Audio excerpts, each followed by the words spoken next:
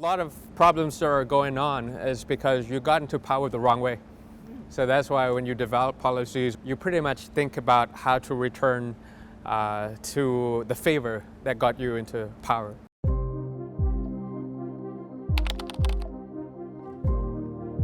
Well, the changes I want to see in Thai politics is to be able to return common sense to Thai politics. I no longer want to see abuse of the system. We want to be able to see control of the agenda by the people. We want to see a free and fair election. Our strategy is to make sure that, if there is a stable political landscape, that we want to be able to decentralize Thailand. We want to be able to demonopolize our economy, and we want to be able to demilitarize the way politics is run, the way parliament is run. If we are able to do this, we believe that this is the way out for the country going forward. The thing is, with the military, they might be able to secure power for the past 8 years, but the ability to govern, ability to fight with a pandemic, ability to fight with climate change issues, they might not have the expertise to do that. Secondly, the budget.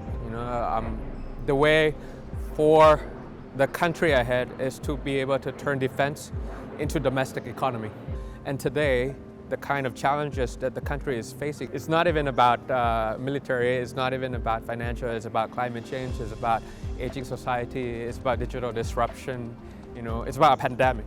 So all these things, the country had to pivot all of their concentration and the resources for Thailand to regain competitiveness, to have a position within ASEAN, within Asia, within the world. So you need a party that understands these kind of things and also have the ability to grow the economy as well as reducing inequality. It has to be a coupled strategy. It has to be a dual track that focuses both on politics, which is how you get into power. A lot of problems that are going on is because you got into power the wrong way. So that's why when you develop policies or when you implement one, you pretty much think about how to return to the favor that got you into power. So that's one route that you got to fix. And the second one is the economy. Is you have to understand that it's really about structure of our economy that we focus on maybe 2 or 3 industries in the past, whether it's automotive, whether it's electronics and electrics, whether it's tourism. You got to be able to move all these things. But if you prioritize on one another and it's not a coupled strategy, you want to start by fixing the economy first. If you just focus on just the political side of things without really understanding the struggles of the people of what to put on the menu for dinner, short-term, long-term, politics, economics, all these things, you need a party that have the capacity to handle both. But if you just focus on one thing, I think we're just going to be a revolving door of government in the sense that you got into power, but you can't govern. Transparency, open government. If you look at the equation of corruption, when you have a lot of discretion, then it goes up. Transparency, if it's very low, then corruption goes up.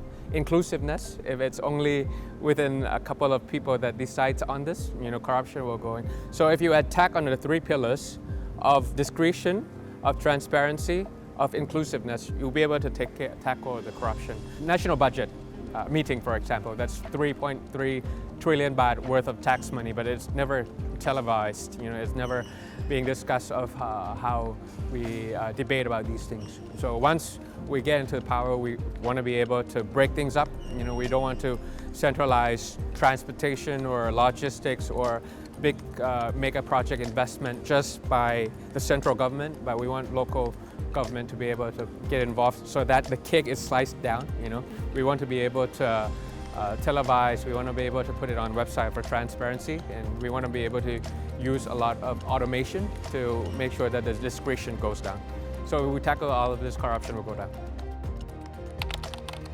Don't lose hope. What the naysayers don't understand about this election is that this election is about you. It's not just about me.